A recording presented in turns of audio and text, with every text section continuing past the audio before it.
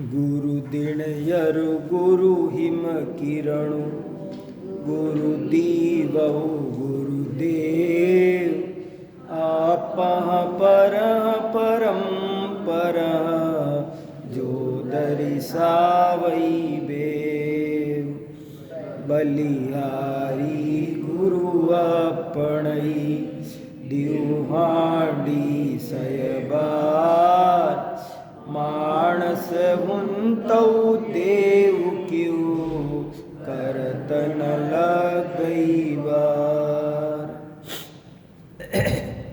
ये पाहुड़ दोहा नाम का ग्रंथ है जिसमें गुरु को प्रणाम करके हमसे धर्म साधना करते हुए कहाँ कैसी अज्ञात भूल रह जाती है उसको सुधारने का सुंदर प्रयत्न किया गया है। कल मैंने वसंत कुंज में गुरु का महत्व विषय पर ही पूरा व्याख्यान किया था। गुरु एक ऐसी वस्तु है, वैसे तो देव शास्त्र गुरु तीनों का जीव पर महान उपकार है और तीनों ही मोक्ष मार्ग के प्रबल निमित्त हैं, लेकिन फिर भी देव और शास्त्र ये निष्क्रिय निमित्त हैं और गुरु सक्रिय निमित्त है, क्योंकि देव और शास्त्र रागी नहीं होते हैं, पूर्ण वीत रागी होते हैं, उन्हें किसी से कोई मतलब नहीं होता। लेकिन गुरु अभी स्वयं साधना में हैं, स्वयं तिरना चाहते हैं, इसलिए कोई तिरने वाला पात्र जीव उनको मिले तो वे उसमें भी बड़ी निमित्त बन जाते हैं। जैसे जाती हुई नौका पर कोई बैठ जाए तो वो भी आसानी से तिर जाता है, ठीक ऐसे ही गुरु का बड़ा महत्व है। इसलिए यहाँ गुरु को प्रणाम किया गया है, जो हालांकि परंपरा से हटकर है। हमारे यहाँ शास्त्र के प्रारंभ में देव को ही नमस्कार करने की पद्धति चलती है, लेकिन फिर भी उन्होंने यहाँ पर गुरु को प्रयोजनवशात प्रणाम किया है, क्योंकि अंदर की भूल को, अंदर के प्रमाद को, जरा जरा सी बात में हम अंदर कहाँ गलती कर बैठते हैं हमें खुद पता नहीं चलता है, उसे गुरु बताते हैं। सावधान रहकर युक्ति, खुद भी गोते खाए होते हैं, इसलिए वो जानते हैं कि जीव कहाँ अटक जाता है। खासकर दो मुद्दे चल रहे हैं इस ग्रंथ में, एक मुद्दा आचरण का है और दूसरा मुद्दा ज्ञान का है। ज्ञान करते समय कहाँ गड़बड़ हो जाती है, शास्त्र पढ़ते हुए भी कहाँ चूक रह जाती है, एक मुद्दा ये चल रहा है। और दूसरा मुद्दा, कोई भी आचरण करते हुए भी अंदर से मन निर्मल नहीं हो पाता है, सो क्या चक्कर पड़ता है। ये दो बातें इसमें खास कर उठाई जा रही है और इसीलिए गुरु को याद किया है। बहुत अच्छा प्रकरण चल रहा है ये, और इसमें अभी तक हमने 116 देखो, मुझे ऐसा ध्यान है, देखो ये 12 से पढ़ के सुना देता हूँ ताकि एक बार ध्यान आ जाएगा। मुझे ध्यान है 116वां पढ़ा था, पर 12 फिर भी कोई नहीं। अधिकस्य अधिकम फलम, शास्त्र में लिखा है अधिकस्य अधिकम फलम। कोई कहे कि मैं पूजा में ये अर्घ भूल गया, दोबारा चढ़ा लो।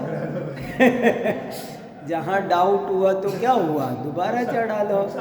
हाँ, अधिकस्य अधिकम फलम, तो कोई नहीं, आपको लग रहा है तो एक रिवीजन हल्का सा बहुत शॉर्ट में कर लेते हैं।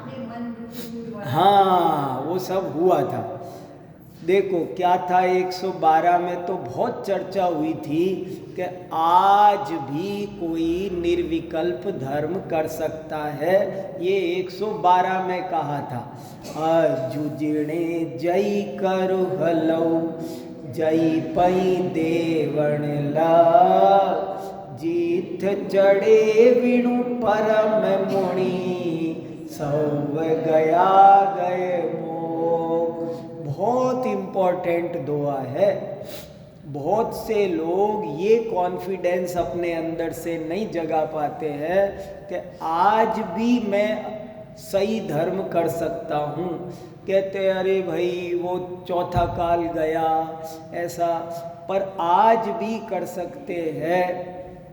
कोई भी व्यक्ति आज भी इस मन रूपी ऊंट को जीत सकता है और समस्त गतागत से, जन्म मरण से मुक्त हो सकता है।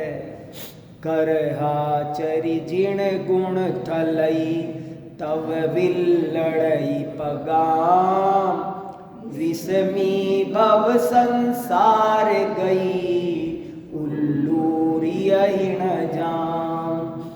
ये भी बहुत महत्वपूर्ण है। इस पर हमने चर्चा की थी कि यद्यपि आत्मा में निर्विकल्प लीन होने का नाम ही सच्चा धर्म है, लेकिन ये ऐसी चीज नहीं है कि इधर कहा और उधर हो गई। जब तक ये ना हो तब तक जिन गुण रूपी बेल में अपने मन को चराओ, नहीं तो तुम बहुत घाटे में पड़ जाओगे। कभी बहुत चर्चा की थी हमने कि कई बार कोई आदमी ये सोचता है कि मुझे तो ऊंची नौकरी मिले तो ही मैं लूँगा, बहुत बढ़िया घर मिले तो ही लूँगा, और घर खोजते खोजते ही जिंदगी निकल जाती है। तो यहाँ कहा यद्यपि अपना लक्ष्य शुद्ध निर्विकल्प ध्यान का रखो, असली धर्म वही है, इसे एक मिनट भी मत भूलो, लेकिन जब तक उसकी प्राप्ति न हो तब तक तुमको इस संसार में सर्वश्रेष्ठ काम ये है कि जिनेंद्र देव की भक्ति पूजा इसमें अपने को समर्पित कर दो। संसार में दो ही काम श्रेष्ठ है, आत्मा और परमात्मा। तीसरा, जैसे सती स्त्री दो ही घर में रहती है, या तो अपने घर में पति के घर में और या पिता के घर में, ऐसे ही पात्र जीव, भव्य जीव या तो अपनी आत्मा में रहना पसंद करते हैं और या फिर अपने आप को 24 घंटे, समंत भद्राचार्य ने लिखा, हे भगवान, आचार्य छठे सातवें गुण स्थानवर्ती, वो लिखते हैं, हे भगवान, मुझे तो आपकी भक्ति करने का ऐसा रंग चढ़ा है मानो व्यसन लग गया है, मैं इसके बिना रह नहीं पाता हूँ। व्यसन शब्द का इस्तेमाल किया उन्होंने, जबकि व्यसन शब्द अच्छा नहीं है, नेगेटिव है, लेकिन वो कह रहे हैं मेरे से रहा नहीं जाता। वे जीव बहुत भाग्यशाली हैं, एक एक घड़ी उनकी धन्य है जो देव शास्त्र गुरु की आराधना में व्यतीत होते। ये मनुष्य जन्म या तो आत्मा में लीन होने के लिए है या देव शास्त्र गुरु में पूरी तरह समर्पित हो जाने के लिए। उन्हीं का गुणगान, उन्हीं का चिंतन, उन्हीं की भक्ति कैसे करूं। तुमको पूजे सुरपति, अहपति नरपति देव, धन्य भाग्य मेरो भयो। ऐसा उसको बहुमान आता है। कित निगोद कित नार की, कित तिर्यंच अज्ञान, धन्य आज मानुष भयो, पायो जिनवर था। उसे बहुत महिमा आती है, उसके मन में इतनी महिमा आती है कि 3 लोग तराजू के एक पलड़े पर रख दो, लेकिन देव शास्त्र गुरु उसे बहुत प्रिय होते हैं। ये विधि ठाड़ो होय के, प्रथम पढ़े जो पाठ, धन्य जिनेश्वर देव तुम। सुबह खड़े होकर, सुबह नींद खुलते ही उसे वीतराग जिनेंद्र देव याद आते हैं, कहते हैं धन्य जिने, लाइफ तो आपकी है, जिए तो आप। ऐसी उसे बहुत महिमा आती है। ऐसा ये 113वें दोहे में कहा गया है कि जब तक तुम शुद्धात्मा में निर्विकल्प लीन न हो सको। देखो, दोनों बातें बहुत सावधानी से संभलने की जरूरत है। कितने ही लोग तो कहते हैं आत्मा में लीन वीन की बात ही मत किया करो, इनमें ये ना हो सकती है ना है। वो ये बात करते हैं तो उनको तकलीफ होती है, और कितने कहते हैं इसी की बात करो बस, देवसास गुरु की मत। अरे भैया, ये जिनागम नहीं है। जिनागम बहुत संतुलित है। लक्ष्य हमारा निर्विकल्प आत्मा में लीन होना ही है, वही असली धर्म है। लेकिन वो जब तक ना हो तब तक लाखों करोड़ों काम किसी काम के नहीं है। केवल जिनेंद्र देव की भक्ति, स्तुति, पूजा, इससे श्रेष्ठ काम विश्व में नहीं है। इंद्रादिक भी भगवान की भक्ति के लिए नृत्य कर, कैसा मन लगता है इंद्र का, कैसा मन लगता है। 4 ज्ञानधारी गौतम गणधर क्या भगवान की स्तुति करते हैं। तो भगवान की स्तुति में जिसका मन नहीं लगता उसकी दिल्ली बहुत दूर है।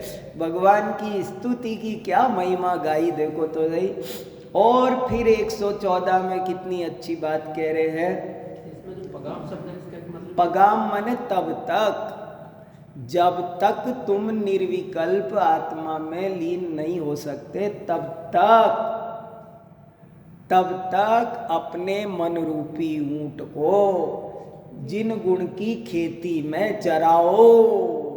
ये मन इधर उधर कहीं भाग जाएगा तो जुर्माना कराएगा, जेल में डलवा देगा तुमको, खुद भी जाएगा और तुमको भी डालेगा। इसलिए इसे इसमें लगाओ, बहुत इम्पोर्टेंट है। कितनी बात करो तो कम है, अभी तो मैं इसी पर स्वाध्याय चल सकता है, इतना अच्छा है। उल्लू रही मन उखाड़ के न फेंको। जब तक ये बाह्य चीज़ों को उखाड़ कर अपनी आत्मा में न चले जाए तब तक इसे इधर लगाओ। भव सागर की गति जब तक नहीं उखाड़ी जा सके तब दावणु वयणीय मड़ई समदम किया पलाण संजम घर माइयो गौ कर निवाण। सारी प्रॉब्लम चल रही है मन रूपी ऊंट की। पिछले 3, 4, 8 दोहों से बात चल रही है। सारा गड़बड़ घोटाला कर रखा है इस मन रूपी ऊंट ने, और इसे लगाना है शुद्ध आत्मा में, और वहाँ ना लगता नहीं है तो उसको यहाँ लगाओ, जिन गुण में लगाओ। और क्या क्या करो। मन रूपी ऊंट को संभालने का एक उपाय बताया, जिनेंद्र देव की भक्ति, पूजा। ये हमारे पूर्वजों ने बड़ा उपकार किया है कि हमको ये जिन मंदिर दे गए। सुबह उठ के दौड़ के आओ, अभिषेक करो, भक्ति करो, स्तुति करो, पूजा करो, अष्टद्रव्य सजाओ। इससे आप जानते नहीं हम कितने अपराधों से बचे हुए हैं, हमको कितना लाभ है। हम और हमारी समाज ये मंदिर में प्रातःकालीन चर्या से बची हुई है, जिंदा है। नहीं तो आज जैन धर्म, जैन समाज समाप्त हो गया होता। ये मंदिर की कृपा है, प्रातःकालीन चर्या। आओ, आते ही घंटा बजाओ, हो दिव्य ध्वनि खिर रही है, मानो घंटी बजते ही लगना चाहिए ओहो दिव्य ध्वनि खिर गई। ऐसे करके एक काम तो ये करो इस मन रूपी ऊंट को संभालने के लिए। और दूसरा काम क्या करो, तप रूपी दावण सजाओ। व्रत नियम सम दम का इसके ऊपर पलाण चढ़ाओ। जैसे ऊंट दो तरह के होते हैं, एक आवारा ऊंट और एक पालतू ऊंट। आवारा ऊंट आउट ऑफ कंट्रोल है, लेकिन जब उसे कोई पाल लेता है, अपने पास रख लेता है, तब वो ऊंट वैसा खुला नहीं रहता, फिर वो नियंत्रण में। तो कैसे कर, फिर उसको सजाया जाता है। बहुत देखो राजस्थान में सजे सजे ऊंट देखो, आप देखा नहीं हो, हम तो खूब देखते रहे। ऐसे सजे हुए ऊंट मिलेंगे, उनको मेहंदी लगाएंगे, उन पर ऊपर पलाण सजाएंगे, उनकी हर चीज नथवत सब सजाते हैं, नाक की नथवत सब सजाते हैं। तो जब उस ऊंट को सजाते हैं, प्यार से रखते हैं, तो वो वैसी गलती नहीं करता, बल्कि आपका प्रयोजन साधने में सहायता करता है। तो इस मन रूपी ऊंट को संभालने के लिए नंबर 1 जिन गुण में लगा दो। नंबर 2 व्रत नियम संयम तप यथाशक्ति इनमें लगा दो। कैसे भी करके थोड़ा सा भी व्रत नियम संयम लगे तो ये मन बहुत काबू में हो जाता है। थोड़ा सा भी लगे, पर इसको इनसे सजाओ। जरा सी भी आंकड़ी, जरा एक चांडाल ने नियम लिया कि मैं चतुर्दशी को फांसी नहीं दूंगा, इतने में तिर गया। एक भील नियम लेता है कि मैं कौवे का मांस नहीं खाऊंगा। एक कहता है मैं पहली मछली आएगी तो नहीं लूंगा। जरा जरा से नियम, जरा जरा से, मैं सुबह उठकर गधे का दर्शन करूंगा, बताओ। एक ये जो नियम है ना, नियम ये बहुत बड़ी साइकोलॉजी है, ये एक थेरेपी है। आपको 100 दुर्गुणों से बचाने के लिए एक नियम काफी है। 100 दुर्गुणों में नहीं जाएगा वो जीव। इसलिए कहा तू व्रत नियम संयम आदि से इस मन रूपी ऊंट का श्रृंगार कर, इसे सजा। छोटी छोटी बातें बड़े बड़े झंझटों से, बड़े बड़े अपराधों से हमको बचा लेती है। बड़ा उपकार है आचार्यों का। एक छोटी सी लाइन, एक छोटी सी बात, कितना उपकार भरा पड़ा है प्रथमान्यो। हंसी आती है, ये कोई नियम हुआ, लेकिन उस नियम से तिर गए वे। तो जिसके जीवन में नियम नहीं है, संयम रहित जीवन पहाड़ से लुढ़का हुआ पत्थर है, कहाँ जाएगा। जिसके जीवन में संयम नहीं, एक घड़ी मत चूको। कैसे आचार्यों ने प्रेरणा दी कि तुमने सुबह भोजन कर लिया, अब शाम को करोगे ना 5 बजे, अब दिन में तो नहीं करोगे ना। बोले हाँ जी, हम तो यही है। तो कोई नहीं, तुम दिन का त्याग कर, तुम 5 बजे तक का त्याग कर। अरे ये कोई त्याग है? हाँ, ये भी त्याग है। तुम रात को खाते नहीं ना, अब तुम शाम को खाने के बाद में त्याग कर दो सुबह तक के लिए। ये भी नहीं करते हैं हम। इतना भी करो। व्रत नियम संयम बहुत बड़ा मनोविज्ञान है इसके पीछे। ये छोटी बड़ी बात, छोटी बात नहीं है। अनंत तीर्थंकरों ने, ज्ञानियों ने देख करके ये कोई अपूर्व उपाय बताया है। इसलिए दूसरा तरीका बताया कि जिसने इस मन रूपी ऊंट को तप व्रत नियम संयम आदि से सजा लिया, समझ लो उसका ये ऊंट उसे निर्वाण ले जाएगा। देखो, गौ कर हा निर्वाण। यदि तुम इस ऊंट को ऐसे सजा लोगे ना, तो ये ऊंट कहाँ ले जाएगा? फिर ये इधर उधर नहीं भागेगा, फिर ये आपको सीधा निर्वाण के रास्ते पर ले जाएगा। देखो, और एक कण जाने बटड़िय अवर्ण पूछई को, अडवी अड्डा डूंगरा नर भजनता जोय। ये सब अपन पढ़ रहे हैं पर रुक रुक के चिंतन करने लायक है। अब देखो एक एक में एक एक बड़ी अच्छी सुंदर बात है। हर दोहा मुक्तक है। मुक्तक माने मोती भी होता है। हर दोहा मोती है, मोती। देखो क्या कहा कि एक तो तुम खुद रास्ता जानते नहीं हो और दूसरा किसी जानने वाले से पूछते नहीं हो, और सारी जिंदगी एक अटवी से दूसरी अटवी, डूंगरों से एक डूंगर से दूसरा डूंगर नाप रहे हो, भाग रहे हो, दौड़ रहे हो, फालतू ही सारा जीवन चला जा रहा है। अब कितनी बड़ी बात कह दी छोटे में। एक तो जानते नहीं और दूसरा किसी से पूछते भी तो नहीं। पूछना भी बड़ी बात है, आदमी पूछता भी नहीं है।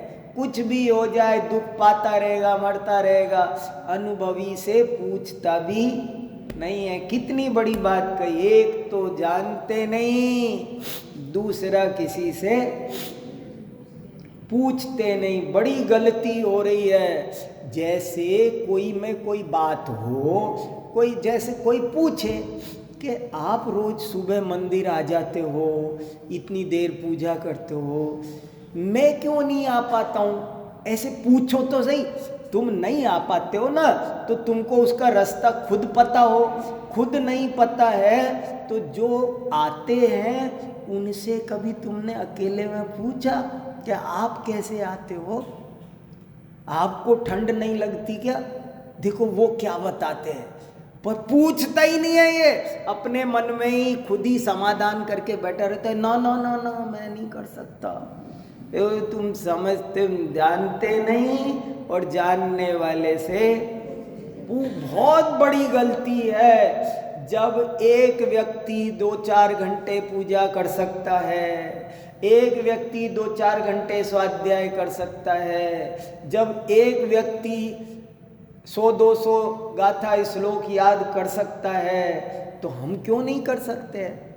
लेकिन हम ना तो करना जानते हैं और ना किसी से पूछते हैं। ये भी नहीं पूछते कि आपने कैसे की थी, आपको कैसे हुई, मुझे बताओ ना थोड़ा सा।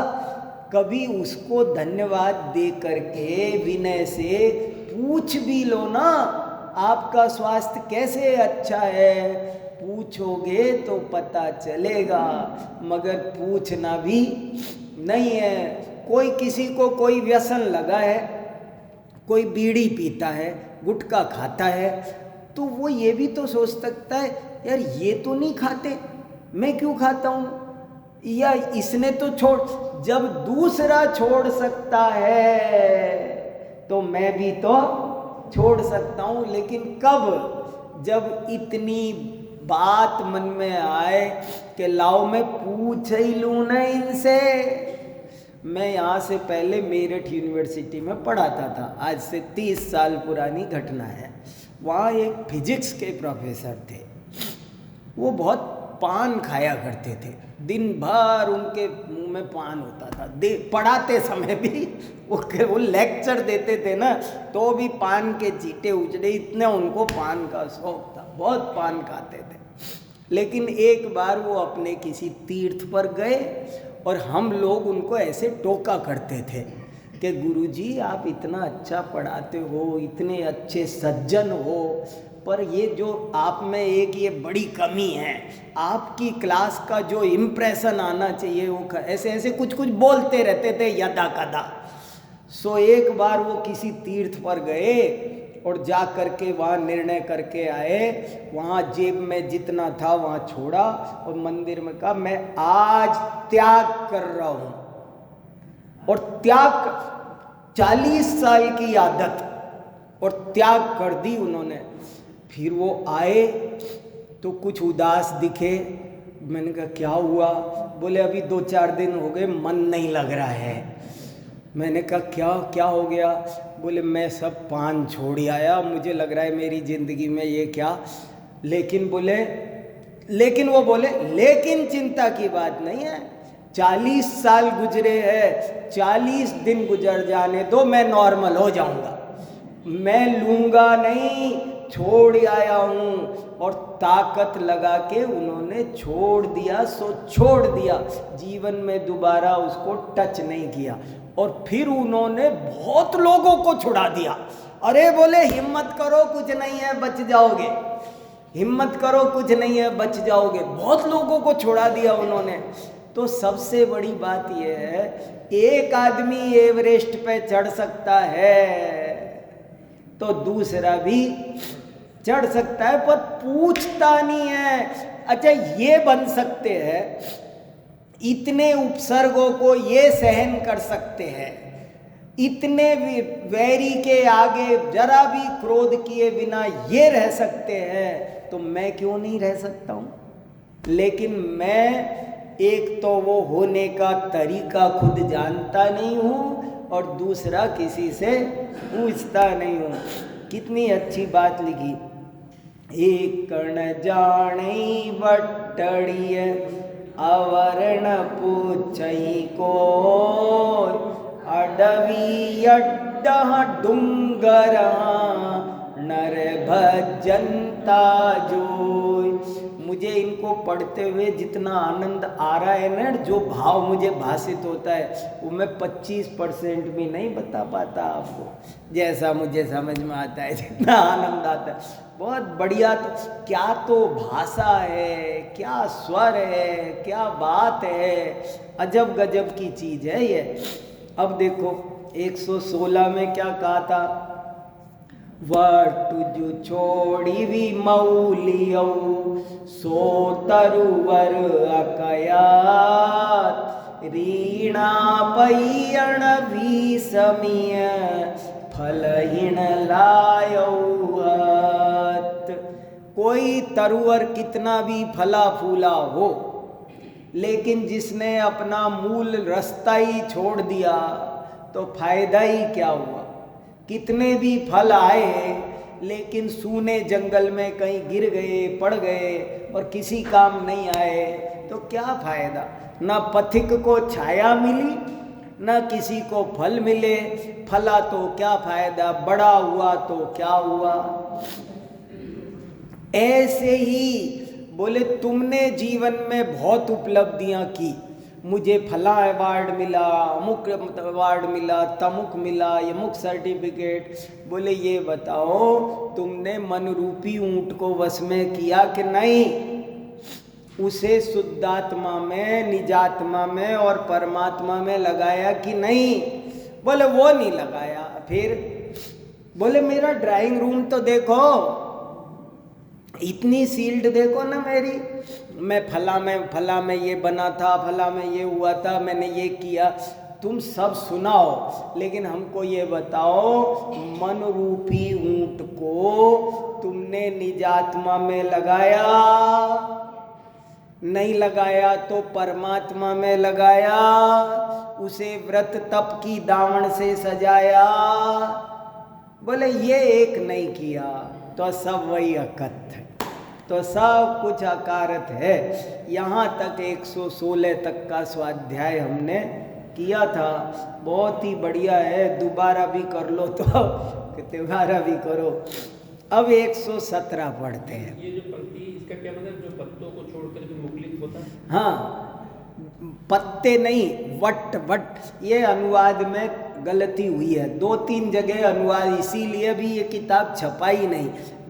वट माने पत्ता नहीं, यहाँ वट माने मार्ग होता है, बटोई होता है ना, वट माने मार्ग, मूल रास्ता, आम रास्ता। तुमने धर्म का जो असली रास्ता था वो तो पाया नहीं, और तुम कह रहे हो कि देखो मैंने ये किताबें सजाई, बहुत अच्छा किया, मगर तुम ये बताओ तुमने वो काम किया? वो कह रहे हैं तुमने बोले साहब मुझे फलानी समाज ने मेरा अभिनंदन किया, सब ठीक है, तुम ये बताओ तुमने मूल मार्ग पर, मूल रास्ते पर 2 कदम बढ़ाया तो शाबाश, और नहीं तो फिर सारी बातें मोक्ष मार्ग में काम नहीं आएगी, ये कहने का मतलब है। मैं कहूँ देखो मुझे शील्ड मिली है, भाई इस शील्ड का क्या करे भाई, ये मतलब है।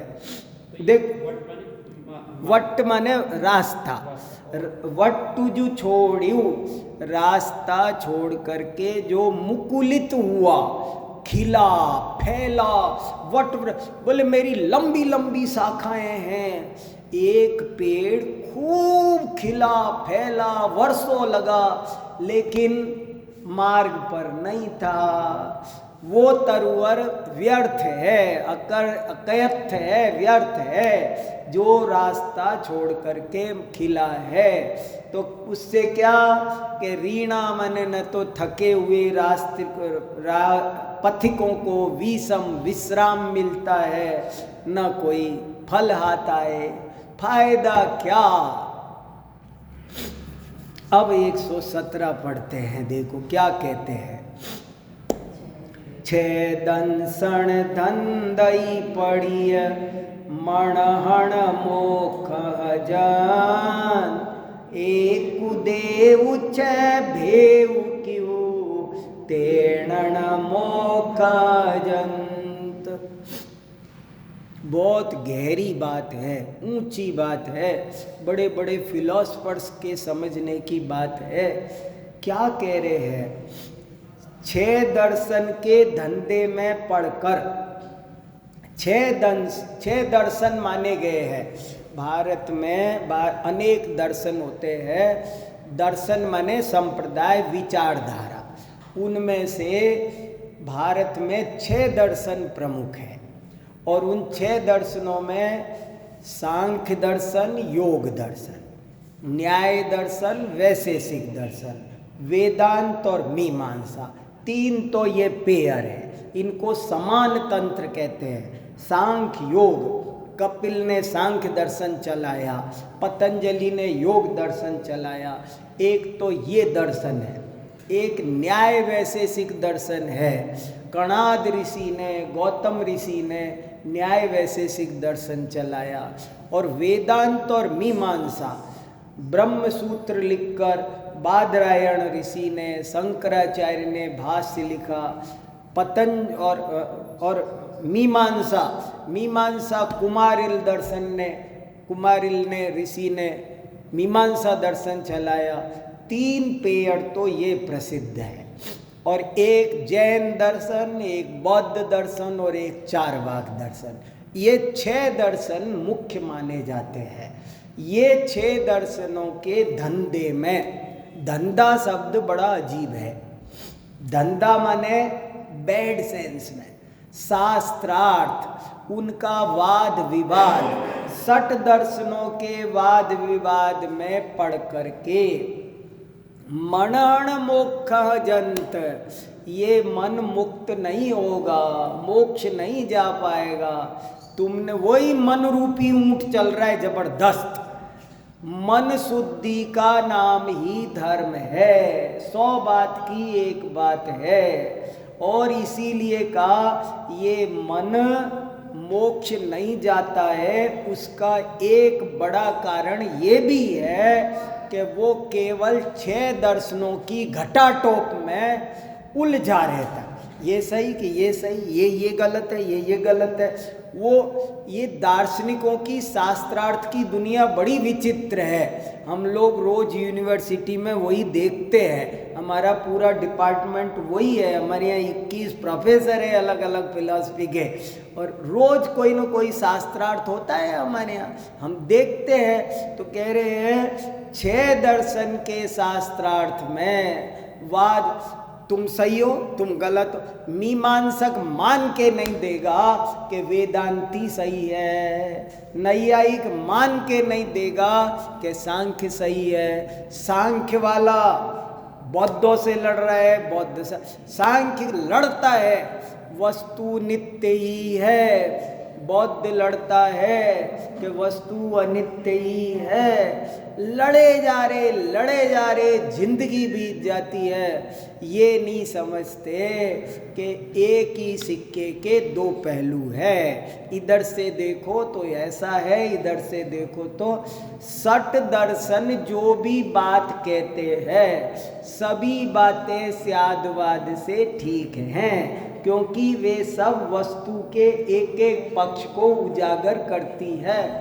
बड़ा सुंदर उदाहरण हमारे पूर्वज ज्ञानी ऋषि मुनि मुनिराज हजारों जगह हर मंदिर में टांग गए कि एक हाथी था और 6 जन्मांध आए। अपन सबको सुनाना आना चाहिए। मैंने देखा, अभी मैं सुना रहा हूँ ना तो बहुतों को लोग हाँ हाँ मैं पता है, पर मैं उनसे कोई इधर आके सुना दो। लगता है आपको सरल है, मगर उसे सुनाने के लिए याद रखना पड़ता है। 6 दर्शन हैं, उसमें जन्मांध भी 6 होने चाहिए। और वे क्या क्या कह रहे हैं, क्या क्या पकड़ रहे हैं, उसका एक गहरा अर्थ है, मामूली अर्थ नहीं है। उस चित्र को समझाने में 1 घंटा 2 घंटा चाहिए मुझे, इतना बारीक बात है। यूं ही देख करके गुजर जाते हैं, ऐसी बात नहीं है। 6 अंधे हैं, हाथी 6 नहीं है, हाथी 1 है, अंधे 6 हैं और 6 अंधों ने एक हाथी के 6 अंग पकड़े हैं और एक एक अंग को पकड़ करके यही हाथी है ऐसा विवाद कर रहे हैं। और इसलिए उनको हाथी के दर्शन नहीं हो पा रहे हैं। हाथी के दर्शन तब होंगे जब वे स्यादवाद से उन सब का समन्वय करेंगे। कितनी गजब का दोहा है, बहुत क्रांतिकारी दोहा है। 6 दंसण धन दई पड़िय मणहण मोख जान, एक देव 6 भेव क्यों। देव कितना? 1। भेद कितना कर दिया? 6। सांख्य जो कह रहा है वो भी एक ही देव के बारे में कह रहा है। योग भी, वेदांती भी, मीमांसक भी, जैन भी, बौद्ध भी, चारवाक भी, सब एक कोई ये 6D है। 3D मूवी होती है ना, वस्तु तो 6D है, 6 आयामी वस्तु है। और उस 6 आयामी वस्तु को एक एक तरफ से देखते हैं और लड़े जा रहे, जिंदगी बीत रही है। बस इसीलिए तुमको तत्व की प्राप्ति नहीं हो रही है। क्या पाउड दोहा में अब तक तो क्या क्या बता रहे थे कि तुम ऊपर से आचरण करते हो, अंदर से तुम्हारा मन मैला रहता है, तुम पढ़ते हो तो ऐसे पढ़ते हो पर तत्व ज्ञान नहीं पढ़ते हो। अब उन्होंने ऐसे पंडितों पर प्रहार किया कि तुम 60 दर्शन पढ़ते हो और फिर समझते एक ही चीज के 6 टुकड़े कर देते हो। 2000 का नोट है, 6 टुकड़े कर दोगे तो कितने का बिकेगा? 0। उठाने के भी पैसे लग जाए कहो, नहीं 2000 की गड्डी हो और सारी रद्दी हो, मान लो 10 किलो नोटों की रद्दी है फाड़ फूड़ करके, अब उसको उठाने के भी पैसे देने पड़ेंगे। ऐसे ही कह रहे हैं। बहुत इंपॉर्टेंट बात है, सांप्रदायिकता से धर्म की शुरुआत हो सकती है, लेकिन धर्म की प्राप्ति सांप्रदायिकता टूटने पर होती है। भला हुआ मेरी माला टूटी, माला से जाप शुरू होता है, लेकिन माला जब तक रहती है तब तक जाप नहीं होता है। माला टूट जाती है और तब जो अजपा जाप शुरू होता है उसकी कीमत है। जाप 4 तरह का बताते थे महाराज जी, खूब सुनाते थे, शास्त्र में आता है वैखरी, उपांशु, मानस, सूक्ष्म, 4 तरह का जाप है। जब तक आप जोर से बोल रहे हैं तो वो वैखरी है और उसका फायदा 25% है। फिर जब जोर से नहीं बोल रहे, केवल होठ हिल रहे हैं नमो, तो वो उपांशु है, वो और महत्वपूर्ण हो गया, 50% लाभ होगा इसका। तीसरा मानस है, मन में चल रहा है, होठ भी हिलना बंद हो गए पर मन में नमो अरिहंताणम चलता है। और सूक्ष्म, मन में भी चलना बंद हो गया, मन में समा गया, अजपा जाप है। तो ये गजब की बात है कि एक देव के 6 भेद कर दिए। भक्तामर स्तोत्र क्यों महान है, मैंने लेख लिखा है इस विषय पर। भक्तामर स्तोत्र में 48 ताले टूटे, इसका सही अर्थ क्या है? ये जो अपन लोग क्या होता है, कहानियों को एज इट इज समझ लेते हैं। वे कहानी हमेशा लाक्षणिक होती है, अलंकारिक होती है, उसमें व्यंजना होती है। राजा भोज तो जैन धर्म का परम भक्त था। राजा भोज किसी जैन मुनि को ताले में, और वो भी 48 ताल, भला आज तक किसी ने ऐसी कोई कोठरी देखी भी है? 48 तालों में डालेगा। पहले तो यही बात नहीं सही लगती है।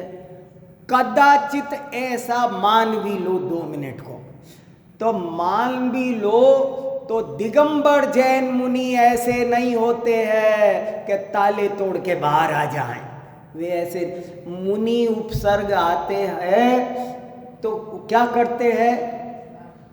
यशोधर मुनिराज पर सांप डाला तो क्या किया उन्होंने? वे ध्यान में बैठते हैं, वे ऐसे निकल के बाहर नहीं आते कि लो मैं तोड़ के बाहर आ गया। अब कोई जेल तोड़ के भागे तो उसको क्या करना चाहिए? तो ऐसे नहीं करते हो। तो हुआ क्या था, कहानी पूरी तो पढ़ो, बहुत बारीकी में तो पढ़ो, उस पर रिसर्च हुई है गहरी गहरी, उनको तो पढ़ो। मेरे पास बहुत मैटर है, उसमें साफ साफ लिखा है 48 ताले तोड़ने का मत है नाना प्रकार की बातों को सुलझा देना। नाना राजा भोज के दरबार में शास्त्रार्थ चल रहा था कि भगवान कैसे हैं, भगवान कैसे हैं, शास्त्रार्थ चल रहा था। तो कोई कुछ कह रहा है, कोई कह रहा है द्वैत है, कोई कह रहा है नहीं अद्वैत है, कोई कह रहा है कि ज्ञानाद्वैत है, कोई कह रहा है नहीं शब्दाद्वैत है, कोई कुछ नाना प्रकार के मत उस जमाने में चला करते थे।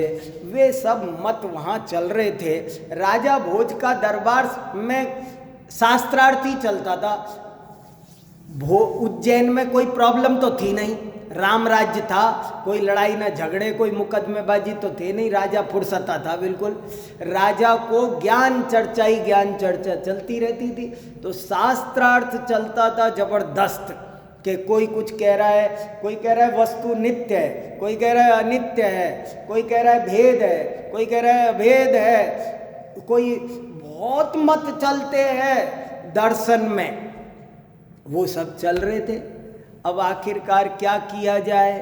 तो राजा भोज ने मानतुंग महाराज से कहा, महाराज ये क्या हो रहा है, आप कुछ समस्या सुलझाओ। और तब उन्होंने जो तत्व का प्रतिपादन किया, जो उन्होंने 6D फिल्म दिखाई, सबको वस्तु स्वरूप दिखाया स्यादवाद से, तो दिखाते ही सब कहने लगे वाह वाह वाह, ये बात सही, ये बात सही, ये बात सही। तो जनता बोली मानतुंगाचार्य ने 48 ताले तोड़ दिए। ये सही घटना है। कोई क्या कह रहा है, त्वामव्ययं विभुमचिन्त्यमसंख्य माद्यम ब्रह्माण्डमीश्वरमनन्तमनंग केतुम योगीश्वरं विदित योग मनेकमेकं ज्ञानस्वरूपममलं प्रवदन्ति संतः।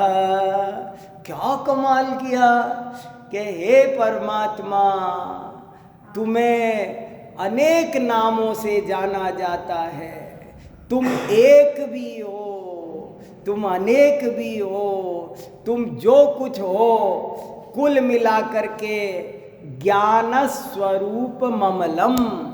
ज्ञान स्वरूप माने सर्वज्ञ, ममलम माने वीतराग।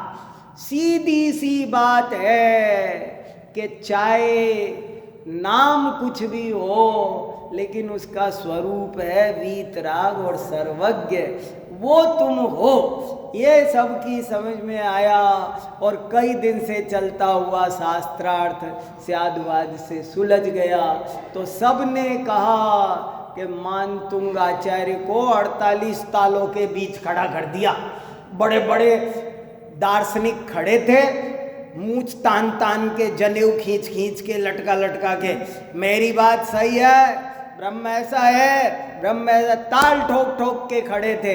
और बीच में राजा भोज ने कहा भैया हमारे किसी का बस का नहीं है, मानतुंग महाराज सुलझाएंगे ये पहेली। तो अब मानतुंग महाराज बीच में खड़े थे और उन्होंने जब स्याद्वाद से वस्तु व्यवस्था समझाई तो सबने कहा यही बात सही है। और इसी को दुनिया ने कहा कि उन्होंने 48 ताले, जैसे आजकल कहते हैं ना, अरे इनके तो 36 मत हो रहे हैं, ऐसे ही पुराने जमाने में 48 कहते थे। 48 मत सब मुहावरा है ये, नाना विवादों को सुलझाना ही 48 ताले तोड़ना है। लेख लिखा है इस पर, कितनी बढ़िया बात लिखी। 6 दंसण धंधई पड़ई, कसाय करना, राग द्वेष करना अच्छी बात नहीं है। जो बात जहाँ जिस अपेक्षा से कही गई है उसे उस अपेक्षा से समझ लेना चाहिए। 6 दंसण धंधई पड़िय, मणहण मोख जान, एक देव छह भेव क्यों, तेणन मोख जंत। देखो तेण लगाया, बस इसी वजह से तुम्हारा कल्याण नहीं हो रहा है कि तुम सब अपनी अपनी मूंछ पे ताव देते फिरते हो कि हम सही है और बाकी सब गलत है। बोले ऐसे नहीं है, एक बात को कहने के लिए तरह तरह से अलग अलग जगह, अलग अलग भाषा में, अलग अलग शब्दों में, अलग अलग विवक्षाओं से कथन किया जाता है। तुम विवाद करने की बजाय उस बात को शांति से समझोगे तो तुम्हें तत्व की प्राप्ति होगी। ऐसा ही बहुत आगे भी आएगा 6 दर्शन का, और एक आएगा बहुत आगे चलकर 126वें दोहे में फिर आएगा 6 दंसण गंती बहुल। तो तब थोड़ी चर्चा है उसकी और करेंगे, अभी का समय हो गया। चलो।